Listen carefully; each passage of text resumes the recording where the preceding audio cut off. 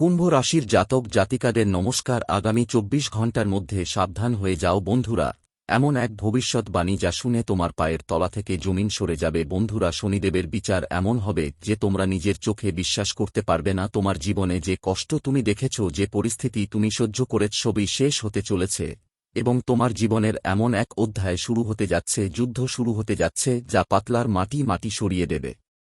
দেখুন, প্রথমেই আমার আপনার কাছে একটাই বিনীত অনুরোধ যে যদি আপনি এই ভিডিওটা শুরু করে থাকেন তাহলে শেষ পর্যন্ত মনোযোগ দিয়ে অবশ্যই দেখবেন।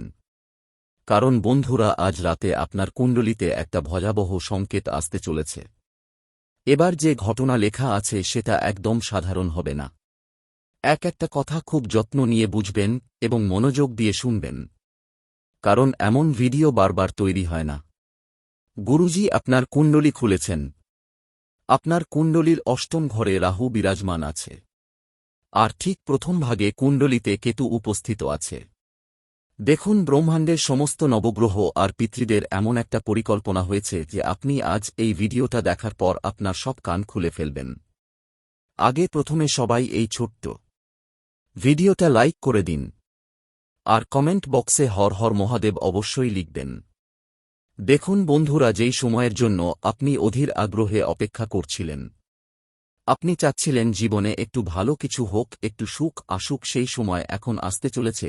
কিন্তু খেয়াল রাখবেন বন্ধুরা, যেই সময় কখনো একরকম থাকে না। যেমন প্রতিটি কয়েনের দুইটা দিক থাকে, তেমনি প্রতিটি সময়েরও দুইটা দিক আছে, একটাই ভালো আরেকটাই খারাপ। তুমি যেই জিনিসটা দেখো এখন খুব খুশি যে আরে এটা তো আমারই, এর উপর শুধু আমারই অধিকার আছে, তাহলে খেয়াল রেখো তার পিছনের সত্যিটা কিছুটা আলাদা। সেটা হতে পারে সম্পর্ক, হতে পারে মানুষের সম্মান, টাকা পয়সা কিংবা তোমার পদমর্যাদা। সবকিছুই বন্ধুরা এই মুহূর্তে তোমার জীবনে একটা ভিন্ন রূপ নিয়ে বসে আছে।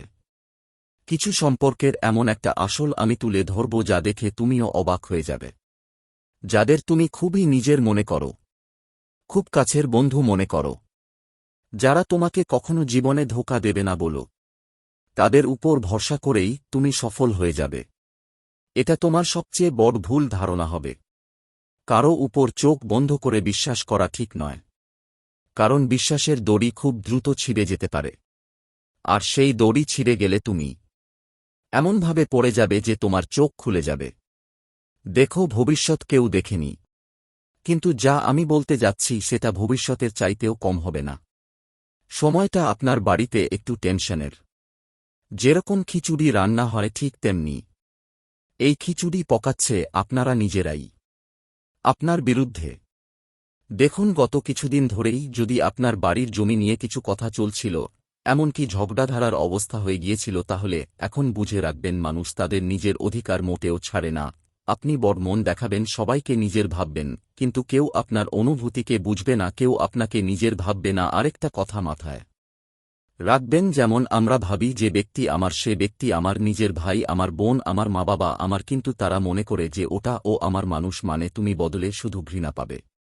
তুমি সবাইকে নিজের মতো করে গ্রহণ করবে, বদলে নিজে ঘৃণা পাবে।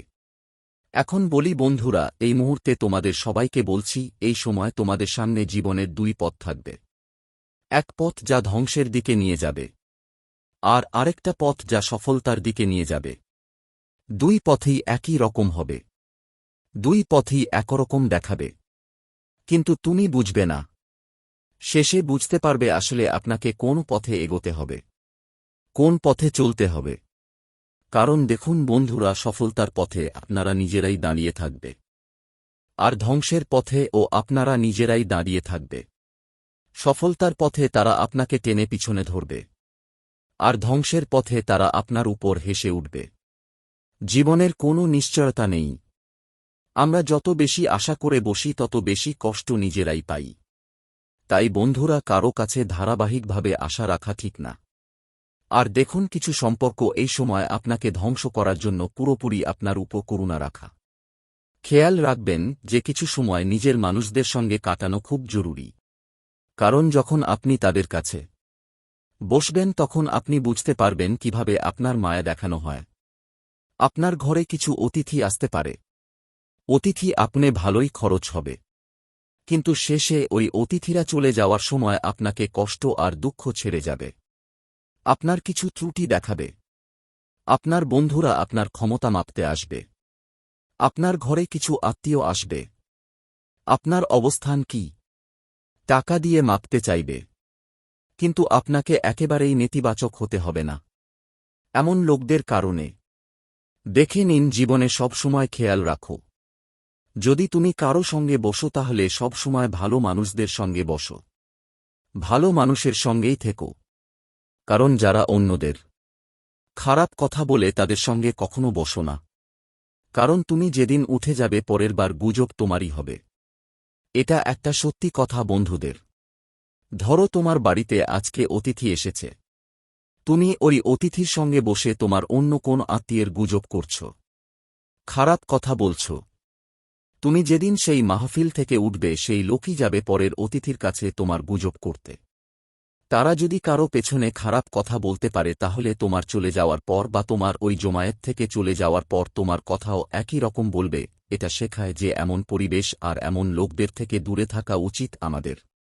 সবচেয়ে বড় বুদ্ধিমত্তা এখানেই থাকে। কারণ বন্ধুদের দেখো আজকাল মানুষ কি করে, কেউ পাশের বাড়ির লোক সফল হচ্ছে তখন তার সাফল্যে হিংসা করতে শুরু করে। তার সাফল্যে খুশি হওয়ার বদলে যদি ওই মানুষটা নিজের পরিশ্রমে কিছু অর্জন করে থাকে, নিজের পরিশ্রম করে কিছু কেনেছ, তো মানুষ কি বলবে? ঘরে ও তো কিছু না কিছু টাকার গণ্ডগোল করেইছে। এভাবেই বন্ধুদের মধ্যে কথা হয়।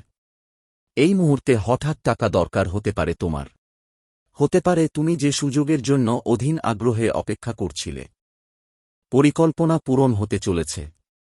মানুষ বলে টাকা হাতের ময়লা, মানুষ বলে টাকা বুকের উপর বেঁধে উপরে ভগবান হিসেবে নিয়ে যাবে না। কিন্তু তারা জানে না যে সেই টাকা নিচে রয়ে যায়, আমাদের কখনো নিচে পড়তে দেয় না। তাদের চোখে আমরা সবসময় উপরে থাকি। যারা কাল আমাদের দুর্দশার সুযোগ নিয়েছিল, যারা আমাদের দারিদ্র্য এবং খারাপ সময় দেখে আমাদের উপহাস করেছিল। বন্ধুরা, শরীরে এখন তোমার বড় কোন রোগ হয়েছে সেটা যত দ্রুত সম্ভব চিকিৎসা করানো জরুরি।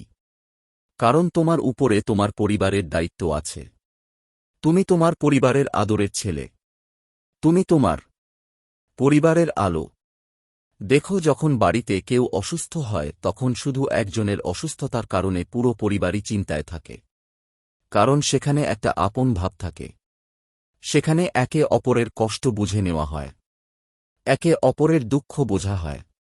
আর সেটাই তো মানুষ। বন্ধুদের মধ্যে এমন হয় যে কেউ যখন অন্য কারো দুঃখ দেখে নিজে মন খারাপ করে তখন পরিস্থিতি আরও খারাপ হওয়ার বদলে ভালো হয়ে যায়। কারণ মানুষ দুই রকমের হয়। এক ধরনের হয় যারা যখন কারো কষ্ট দেখে দুঃখ দেখে তখন বা তো মুখ ফিরিয়ে নেয় বা তার দিকে খেয়ালই যায় না। আর আরেক ধরনের হয় যারা অন্যের দুঃখ অন্যের কষ্ট নিয়ে নিজেকে ওর জায়গায় রেখে মনোযোগ দিয়ে শুনো। আমাদের বাড়িতে যখন আমরা পরিস্থিতির অবহেলা করি, যখন আমরা পরিস্থিতি দেখি কিন্তু বুঝতে পারি না, বন্ধুদের বলছি, এই সময় কখনো কখনো জীবনে আমরা এমন এক সময় পার করি যখন আমাদের চোখের সামনে আনন্দ থাকে তবুও আমরা আনন্দে আনন্দী হই না। কখনো এমন হয় অনেকবার মনেই এমন কিছু চিন্তা, এমন কিছু টেনশন আমাদের ভেতর থেকে কেটে যায় যে আমরা বুঝতেই পারি না কি করা উচিত আর কি নয়। দেখো, যেমন হয় যে আমরা বুঝতে পারি না আসলে কি করা উচিত আর কি করা উচিত নয়, আমাদের ভেতর থেকেই কিছু একটা করে খায়। এখন দেখো, মানুষের খুশি থাকা নিজের হাতে। আজ তুমি দুঃখী, তাহলে কি কেউ এসে জিজ্ঞেস করবে তুমি দুঃখী কেন? তুমি সুখী হলে তো শত মানুষ এসে জিজ্ঞেস করবে তুমি সুখী কেন। এর কারণ কি? এটাই কালযুগের সত্যি। মানুষ নিজেকেই খুশি রাখতে পারে আর নিজেকেই দুঃখী রাখতে পারে। তাই এটা তোমার উপর, তোমার হাতেই নির্ভর করে তুমি কোন পরিস্থিতিতে বাঁচতে চাও আর কোন পরিস্থিতিতে থাকতে চাও। তোমার চারপাশের যা পরিবেশ আছে সেটা এই মুহূর্তে ঠিক নেই। যেখানে তুমি কাজ করছ, যেখান থেকে তুমি তোমার পরিবারের খরা চালাচ্ছ, তুমি তোমার পরিবারের পেট ভরাচ্ছ, ঠিক সেই সময় তোমার বিরুদ্ধে একটা ভয়ানক ষড়যন্ত্র হওয়ার প্রস্তুতি চলছে। মানুষ চায় না তুমি ভালো থেকো, মানুষ চায় না তুমি ভালো আয় করো, মানুষ চায় না তুমি আরামে বসে নিজেও খাওয়া আর পরিবারকেও খাওয়াও। তারা চায় না, কেউ চায় না। বন্ধুরা, সবাই নিজের মনে হয়, কিন্তু সত্যি কথা হচ্ছে কিছু খারাপ সময় এলে, একটু দারিদ্র্য, একটু কষ্ট, একটু টাকার অভাব এলে প্রথমেই নিজেরাই দূরে সরে যায়। এটা কালযুগের সত্যি ছিল আর আজও সত্যি। বন্ধুরা, বলি যে চাপ গত অনেক বছর ধরে তোমাদের ঘরে ছিল, যেখানে ৩-৪ জন মিলে বসে খেত, যেখানে পুরো পরিবার মজা করত, সেই পরিবারের সুখ, চলে গিয়েছিল কেন? কারণ কখনো কখনো ঘরোয়া জীবনে এমন কিছু ঘটনা ঘটে যে মনটা ভেঙে যায়, পরিবারের প্রতি মন উঠে যায়। পরিবারওয়ালা বুঝতে পারে না যে পরিবারকে পরিবার হিসেবে রাখা আর ঘরকে ঘর হিসেবে রাখা সবার পক্ষে সম্ভব নয়। আজকাল ভালো বাড়ি, ভালো সম্পর্ক, ভালো পরিবার দেখে মানুষ ঈর্ষা করে। তাই গত অনেক বছর ধরে তোমার ঘর পরিবারের জমকালো ভাবটা চলে গিয়েছিল। ঘরেই প্রতিদিন ঝগড়া, কলহ, বিরোধ লেগেই থাকত। কখনো টাকা নিয়ে ঝামেলা, কখনো জমি নিয়ে বিবাদ, আবার ছোট ছোট ব্যাপারের মনোমোঠাম হতো। এর ফলে বাড়িতে একদম ছিল না। সবাই একে অপরের থেকে ঘৃণা করতে শুরু করেছিল। কেউ কেউ মিলে বসে খাওয়াও হতো না। এগুলো সাধারণত একটা যৌথ পরিবারেই ঘটে। যৌথ পরিবার মানে আজকের সময় আমরা যা ভাবি, আরে আমি তো আমার নিজের পরিবারের সঙ্গে থাকব, হাসি খুশি মিলেমিশে করতাম। কিন্তু আজকের সময়টা দেখো, সেই সময় আর নেই। আজকাল মানুষ একা থেকেও বেশ মজা পায়, কারণ এখন দায়িত্বগুলো বেড়ে গেছে। এখন মানুষ যত টাকা উপার্জন করে তাও কম লাগে। আগে যেটা ছিল, যত টাকা উপার্জন করত তাতেই জীবন চলে যেত, সঞ্চয় করতে পারত, পরিবার কেউ চালাতে পারত। কিন্তু আজকাল যতই আয় করো তাও কমই লাগে। বন্ধুরা, মুদ্রাস্ফীতি অনেক বেড়ে গেছে। দেখো, মুদ্রাস্ফীতির কথা না বললেও চলে, কিন্তু সেই আন্তরিকতা আর নেই। আগে এলো লোকটা যেত সবাইকে খাওয়াত। এখন এক সময় এসেছে যখন সে শুধু একাই খায়। আর এর ফলে কি হয়? পরিবারের মধ্যে মনোমালিন্য বাড়তে থাকে। যদি আপনার বাড়িতে কেউ গর্ভবতী হয়, তাহলে গর্ভবতী মহিলাদের তাদের স্বাস্থ্যের প্রতি বিশেষ যত্ন নেওয়া দরকার। কারণ একটু অসাবধানতা ও বড় সমস্যা ডেকে আনতে পারে। ছোট ছোট সাবধানতা অবলম্বন করতে হবে। সবচেয়ে আগে, অজানা আর নির্জন জায়গায় বাড়ির নারীদের পাঠানো যাবে না। গর্ভবতী হোক বা না হোক, খেয়াল রাখবেন অজানা জায়গায় এখানে সেখানে ঘুরতে যাবে না। পুরানো মন্দিরে গিয়ে বসবে না, কারণ ওখানে দেখো কখনো কখনো এমন কিছু নেতিবাচক শক্তি থাকে যা আমরা বুঝতে পারি না। কিছু উপায় বলবো, একটু খেয়াল রাখতে হবে। যদি তোমার বাড়িতে তাওয়া থাকে এবং শনিদোষ থাকে, তাহলে শনিবারের দিনে কালো তাওয়ায় রুটি বানাতে হবে। প্রথম রুটি, যা সাধারণত এটা গরুকে দেওয়া হয়, সবাই জানে। কিন্তু শনিবার দিনে তোমাকে একটা রুটি বানাতে হবে, আর সেই রুটি কালো কুকুরকে দান করতে হবে বা খাওয়াতে হবে। এর ফলে শনিদোষ থেকে মুক্তি মিলবে। কারণ শনিদোষ হলে মানুষের জীবনে অনেক কষ্ট আসে, অনেক দুঃখ আসে, অনেক কষ্টে পড়তে হয়, নানা রকম দুঃখ সংগ্রাম সহ্য করতে হয়। কারণ বন্ধুরা, যদি জীবন স্পষ্টভাবে কাটাতে চাও, সুখে থাকতে চাও, তাহলে কিছু কাজ আমাদের ছেড়ে দিতে হবে। দেখো, অহংকার মানুষকে ভেতর থেকে খালি করে দেয়। ঠিক আছে? তাই যদি তোমার অহংকার অনেক বেড়ে যায়, যদি তুমি ভাবো আমি ছাড়া আর কেউ নেই, তাহলে প্রতিদিন সকালে সূর্যের প্রতি জল অর্পণ করো। ওম সূর্যায় নাম মন্ত্র জপ করো। গুরুজনের আশীর্বাদ নাও, আর দুস্থদের সেবা করো। প্রিয় ভক্তবৃন্দ, এই সমস্ত তথ্য জনস্বার্থে এবং ধর্মীয় বিশ্বাস অনুযায়ী শেয়ার করা হয়েছে। বাস্তুশাস্ত্র ও ধর্মীয় পরামর্শ সবসময় ব্যক্তিগত বিশ্বাসের উপর নির্ভরশীল।